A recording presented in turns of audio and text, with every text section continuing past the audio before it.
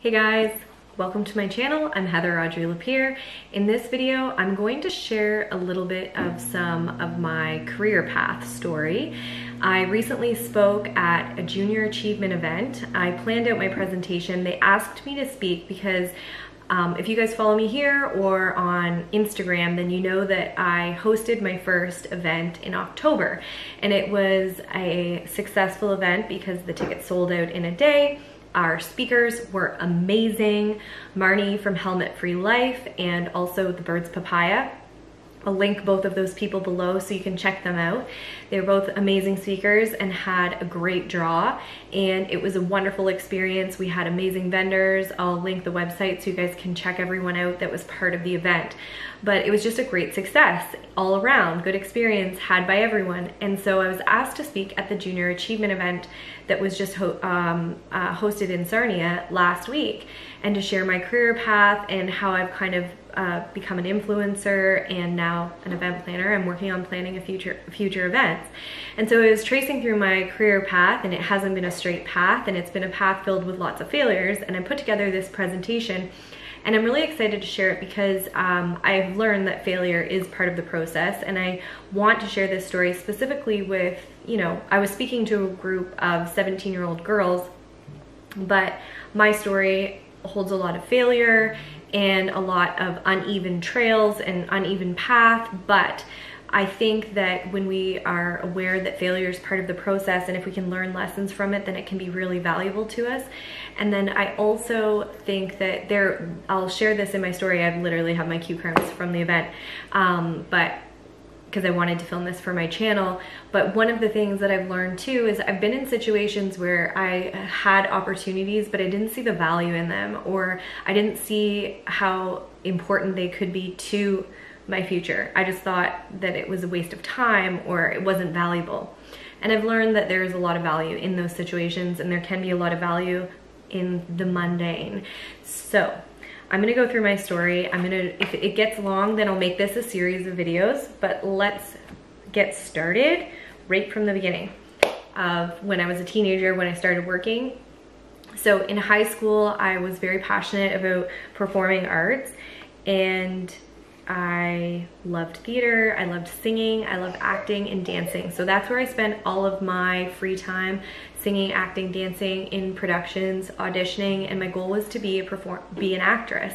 And so I got my first job while I was also in high school doing theater. I got my first job at the Body Shop in the Lambton Mall, and it was a seasonal job. I got hired. Really funny story, when I started at that job, I went for the interview. It was a group interview, and at that time the Body Shop was in a kiosk, and so we walked around the kiosk, and they told us to experience some of the products and like touch and feel and get familiar with things. And I actually spilled a bath milk or a bath like salt all over so I created a huge mess. And my dad, when I went home and told him about the interview, he was like, just so you know, like, you better keep handing out your resume because you're not gonna get that job. Well, I got the job because my boss, Jennifer Crawford, saw things in me that I didn't see in myself. At least that's what I'm gonna guess. And so I got the job at the Body Shop, and I really liked working there, and that was really fun. And that's when I also got introduced to the beauty industry. Before working there, I didn't wear any makeup, but part of the uniform of working at the Body Shop was wearing 5 pieces of makeup. And so I learned that was my first interaction with makeup and wearing that on a regular basis.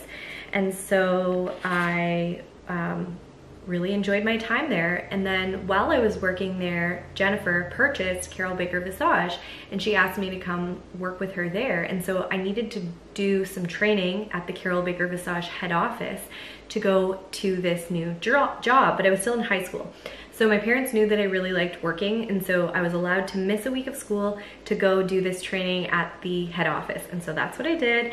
And working at Carol Baker Visage taught me so many things, partially because I worked with amazing women who shared knowledge and encouraged me. And then I also learned, I learned how to sell. I learned how so much about the beauty industry, but on top of that, I learned about client relationships because our own individual chairs were like those, that was like our own little business inside the store. And I specifically remember being in school when I had a shift in the evening and being excited to work. I always really liked working. I liked learning with my hands, on the job, on the go. So it was really great. It was an amazing opportunity for me to have that job. So my plan at this point was to work for a year after high school at Carol Baker Visage, save up some more money, get an apartment in Toronto, and then pursue acting. And so I was working on that. That was my goal. Some of my friends started to go away to college and university. I was working. Then I was moving to Toronto, and I had an agent when I moved to Toronto, and I had got 2 jobs. And so I was working a lot. I had a serving job, and then I also had a clothing store job. So I was working so much. It was expensive to live there. I lived in a basement apartment.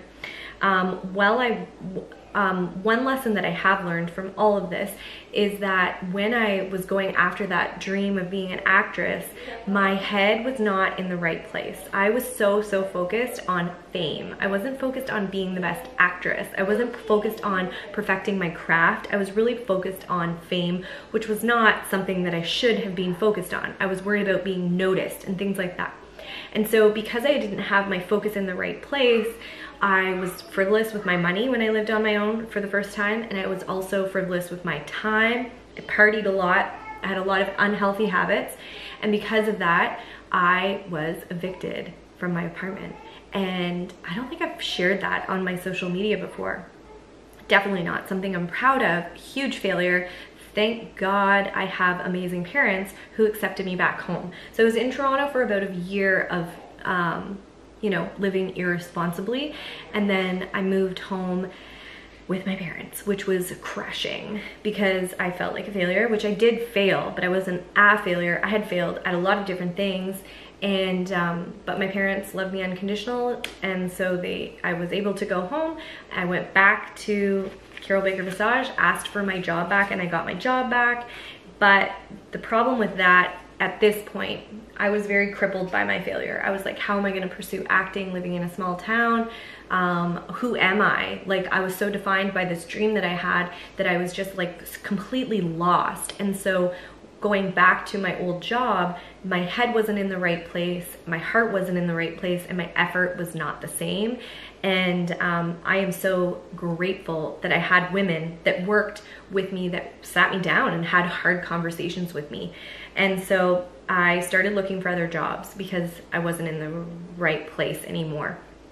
And there was one job that I thought that was gonna go through, it didn't. And because I thought it was gonna go through, I had given my notice at Carol Baker. And so I left, that job didn't pan out. I was looking for other jobs. I was having a really hard time. I just was not very confident in myself. And so I did a lot of like job searching during that period of my life. I got a job as the store manager at Stitches. And so I worked there for a year. While I was working there, I learned some very valuable lessons about leadership. I was still pretty young. I was like early 20s when I was the store manager there. A lot of the staff was younger than me, but I was the manager, and I learned a lot about managing people and a little bit more about the fashion industry and visual merchandising and things like that in that role. While I was working there, I was still looking for something else. What is the next thing that I should be doing? And so I'm searching for jobs, and one of my friends tells me about a job at a marketing firm, a local marketing firm. They are printing and designing a local magazine, but they're looking for somebody to sell advertising. And so I'm like, okay, I do sales, but you know what? I'm not really qualified to sell advertising for a magazine. I've never done this before, but I'm really good at sales. I'm really good with people. Like, maybe they can teach me how to do this.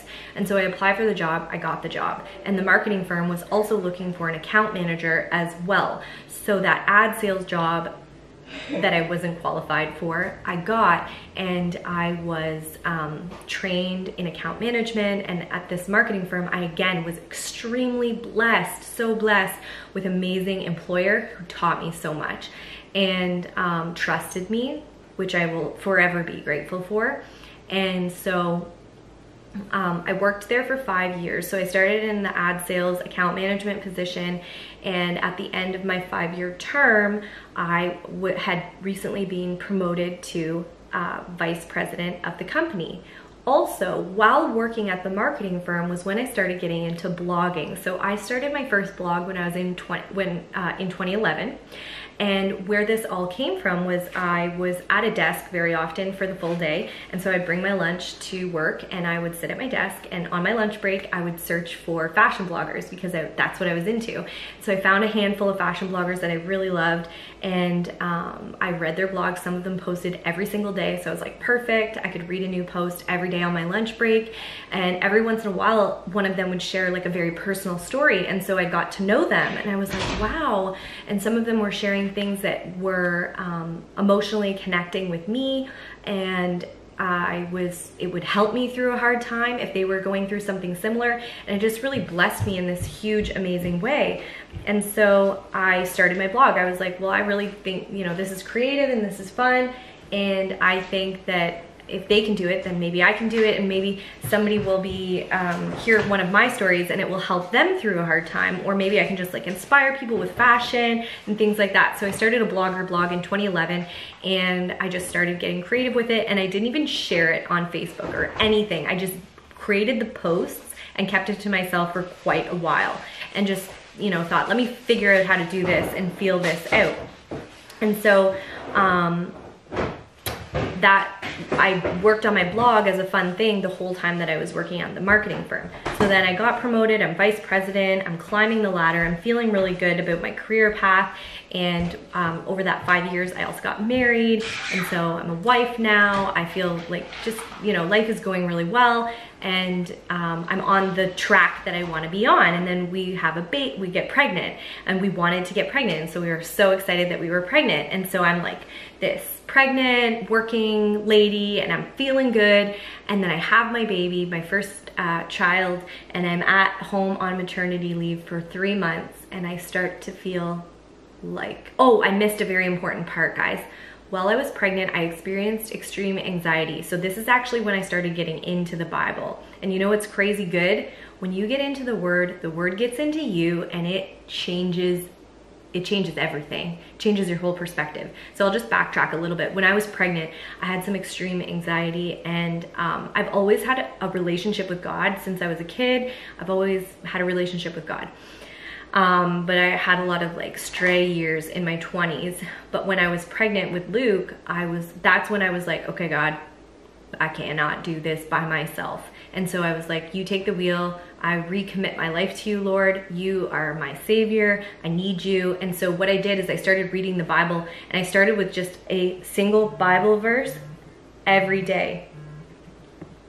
I started with a single Bible verse every day, and I would just read one Bible verse, and it just helped me cope with my anxiety. And I've learned now that I'm not good with change or the unknown. And so going from not being a mom to becoming a mom was a very challenging time for me because there were so many unknowns.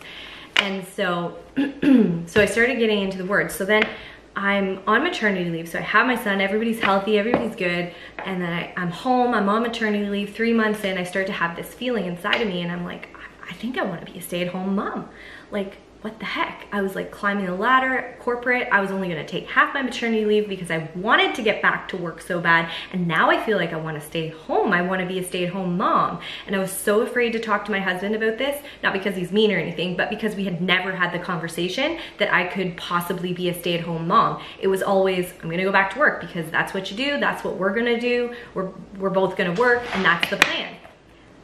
So what I did was I prayed for a few months. Like I prayed, I was like, okay, God, if this is your will, let it be, let it be. Let it be easy, let it happen, let it happen. And so I prayed about it, and then finally one day I was like, okay, me and Tyler were hanging out in the kitchen. I'm like, this is a good time. I'm just gonna talk to him about it. And I was like, I think I should be a stay-at-home mom. I think I should stay home. And we weren't sure the logistics, but he responded to me with, I think you're right. I've been thinking the same thing. And I was like, okay, God, you're awesome. You're totally in control, and you placed that dream on my heart. And it was actually Tyler's idea to have me do freelance makeup artistry. He was like, what about freelance makeup artistry? Because you can do it, it would just be Saturdays for wedding makeup. If that was your focus, you wouldn't have to be away a lot. You have those makeup skills. And this is where I start to see the lines being drawn from all of the career paths that I have had, now giving me the skills that I can pull on. So all those years at Carol Baker Visage, starting at the body shop, I can see that God placed me in that spot, and now he is putting me in a place to use those skills. He was training me, he was prepping me. And so I'm like, yeah, that's a great idea. I would love to do freelance makeup artistry. It allows me to produce some income. It's fun. I've always, ever since working there, I've always been passionate about beauty. So that's what I'm gonna do. So I started doing freelance makeup artistry, but I'm like, I gotta market my business. I learned all about marketing at my previous marketing career. So I'm like, you know what? I'm blogging already. I'll use my blog, I'll use my Instagram channel to promote what I'm doing. And I love watching makeup tutorials on YouTube, so why don't I start a YouTube channel? So I started my YouTube channel. I started doing makeup tutorials. When I started my makeup tutorials, I was doing them on my iPhone C, and they could only be 6 minutes because the storage was so low. I could barely upload it to YouTube. My phone would crash. I just started working with what I had. And so I started doing my makeup tutorials as a way to showcase my skills and show what products I use and things like that. And then I would review products on my blog and Instagram. And it was just like a really fun way for me to dig into the beauty industry. So I was using my social media. And then because I already had my blog, and that dream was on my heart too, to one day be an actual blogger, I started to spend more time working on my blog. Being home with Luke, I had more time. He napped really well. He went to bed really early. And so I had kind of set a little schedule for myself when I was on my maternity leave. I'm gonna do 2 blog posts a week. This keeps me on a schedule. Sometimes if you've ever been at home with babies before, I felt like it gave me something that was like scheduled, that I was like required to do, and I kind of set that for myself, because there were some days when I was home for days on end, and that's fine, but I just needed some sort of regularity and some way. It was a creative outlet. It was just for me. I could share whatever I wanted. And so 2 posts a week was what I set for myself. So I'm like using my social channels to promote this makeup artistry business, and then I'm also just using my social channels to share who I am and blogging and working on that. I start to kind of uncover through this process how to make money from blogging, and I start reaching out to business clients. And so over the last few years, I think it was last summer, I decided to leave the makeup artistry because I had acquired some social media clients. And so time factor, income factor, I was considering, okay, where can I focus my time? And this really was my goal. Like, I really wanted to be a blogger, be an influencer, but I wasn't sure how to do that yet. And so I left the freelance, and I had started to uncover how to do that. And so I shifted gears and focused on the influencer work, and I really dug into that. Beauty is still a part. I just filmed this makeup tutorial for my channel, so beauty is still a piece of it. All of those beauty skills, I've now become a beauty resource for so many people. I have beauty clients, which is amazing. And I can share their products with a level of knowledge because of the profession that I've had. But I started to shift gears because of my time working at a marketing firm. I understand brand messaging, brand development. I understand launching different things. I am able to sit and fart around with my website because I helped teach clients how to use content management systems. So there's a whole technical level that I was gifted the opportunity to learn because of the marketing firm. And so moving into the influencer space fully as a profession, I can now look at everything that I have had as giving me skills. I went to the school of life, and God placed me in all of these different places and in all of these different careers under specific people to prepare me for the work that I'm doing right now. I can absolutely see that. And then most recently with HAL socials, I feel like, again, it's just the perfect storm. I had experienced some online harassment, and then also my battery is gonna die. Hopefully I can get through this. So I've experienced some online harassment, and then also I missed out on a ticket opportunity to a blogger conference that I wanted to go to in Toronto. And so all of that happening within a few weeks, I started to, entrepreneurial brain is like, okay, if I wanna go to this event, then others wanna go to this event. So, or events like this. So maybe I can make this fly in Sarnia. And so it was a perfect storm of relationships that I have built online, all of the experiences that I've had to lead me to this successful event, which I am now looking at as a business stream that I will spend time on and produce a few of these events a year. The message that I want to share with anyone, and something that I have learned now going forward, is I try not to be so rooted in what I'm doing right now. As an entrepreneur, I believe that our skills and abilities can always produce income if we just work on perfecting our craft and we work on honing our craft. I think we will always have the ability to produce income.